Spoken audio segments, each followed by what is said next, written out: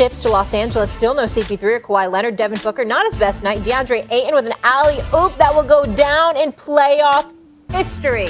Mr. Smith, where are you? Let me see that face. What was the biggest reason for the Suns' win? Well, to me, the biggest reason was two-part. Number one, it was Cameron Payne, as I mentioned earlier, a backup point guard that obviously has been counseled and tutored by CP3, that played 37 minutes, shot 50% from the field, 12 or 24 shooting, finished with 29 points, 8 assists, not a single turnover in 37 minutes. That is a spectacular game numbers-wise. It didn't look spectacular because there was a lot of sloppy basketball on the offensive side. The guys were just missing shots. I shouldn't say sloppy because they didn't have a lot of turnovers last night. They just weren't making shots. I'd bring him in and DeAndre Ayton, who was it, at 24 and 14. The brother's playing big time. You got to give credit where credit is due. Former number 1 overall pick that was picked ahead of Luka Doncic and Trae Young is flat out balling and validating his stature as a former number 1 overall pick because you can't teach 7 feet, and he's really the lone big man that they have. So I give them to a lot of credit, no question about it. That's what comes to my mind more than anything else. Well, when one guy takes two, who am I supposed to talk about now exactly? I'm going to talk about DeAndre Ayton because that's the reason, Stephen A. DeAndre Ayton was the number 1 overall pick, and guess what? You can't call him a bust. You cannot call him a bust. If you're the number 1 overall pick and you can't be called a bust, you're a hell of a player. And DeAndre Ayton was already on his way. CP3 clearly accelerated that this year. Let me tell you why they won last night. And the Clippers so far have demonstrated to me they're the superior team on a neutral court. If you need miracle plays and the other team to miss free throws and everything and you're winning by a possession at home, you're probably beating a better team. Let me tell you why they're winning, though, without their leader, without Chris Paul. Because DeAndre Ayton has come of age. He has arrived in these playoffs. He matched up with AD. Too green. I mean, AD was hurt, but no, that was not the case. AD had his hands full with DeAndre Ayton. Oh, now it's Jokic. How's he going to stop Jokic? Because Jokic can kill you passing, too. He did that, too. DeAndre Ayton has elevated himself now to all-star status. When the season starts next year and we look at him, we're going to be thinking potential all-star this year. He has a very good chance to make that team and make it on an ongoing basis. And what does that mean?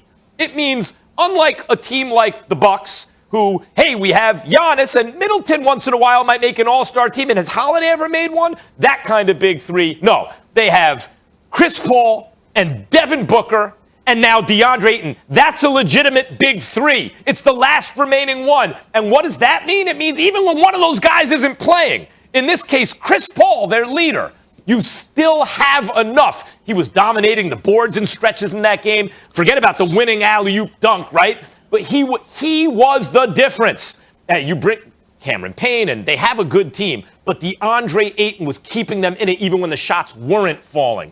He has arrived. Phoenix has a big three. Even without their leader, they were able to win. All right. Let me ask you this, Stephen A., coming to you here. So the final 1 minute, 57 seconds of the game took over 33 minutes of real time due to lengthy reviews. How bad is this for basketball? It's horrible for basketball. It's incredibly bad. Listen, the last minute and a half took about 30 minutes to finish. The last 30 to 40 seconds took about 27 minutes. There is no excuse for that. Zero. And it's a bunch of micromanaging that's coming from the league office. It's a mandate down to the officials. Scott Forster, the lead official last night, did not have a handle on things. It just took too damn long. Too much stuff to figure out. It should not have taken that long. I completely support Jeff Van Gundy complaining about it, even though Mark Jackson was hilarious, calling them Groucho Marx or whatever the hell he called them. Listen, basketball is a rhythm game, like a lot of other sports. And you have to take that into consideration, and we have to accept human error. Now, obviously, you have with the advent of instant replay and all of this other stuff and technology, Max, where you can slow things down and get it correct. We understand the importance of that. I'm not attacking, the fact that you're doing that. I'm attacking the fact that somehow, some way, after all of this time, you haven't mastered to expedite the process and to get it done quicker.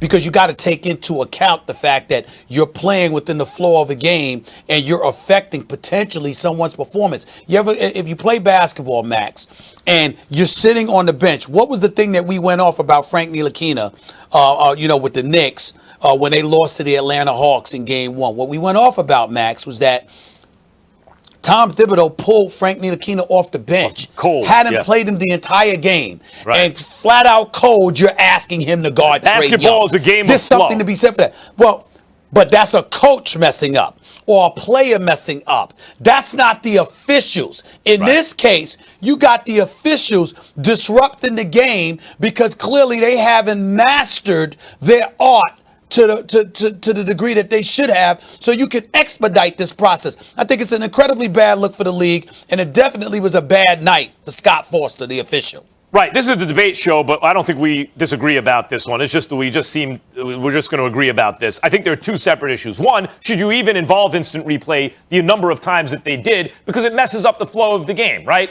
That's one. But two, like the NFL, what takes so long?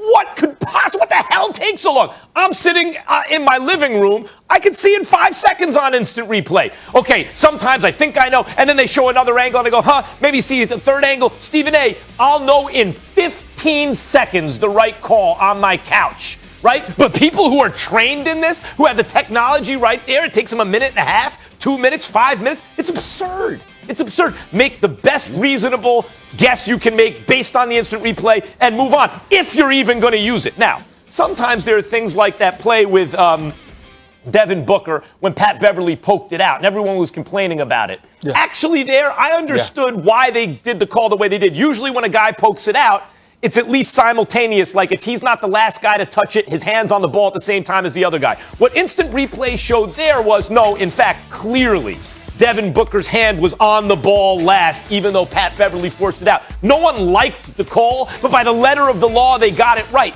I'm not beefing with that. A lot of people have beef with that. I'm not even beefing with that. But get the thing done and move on. It does not need to take that long. Again, if you're on your couch and you know you're 90% sure within 15 seconds, why do they need to take 5 minutes? It's ridiculous. It ruined the flow at the end of that game. And you're empowering the officials to dictate an outcome when you lag like that. And you got to remember, the game took over 3 hours. The game took over 3 hours last night. Even the last play, Monty Williams draws up the last play, and Jeff Van Gundy was calling for it, right? So it was a brilliant play, yeah, but Jeff Van Gundy knew what to do, directly into the alley-oop. But you don't even have time to set everything up if there's not so much time taken on replays.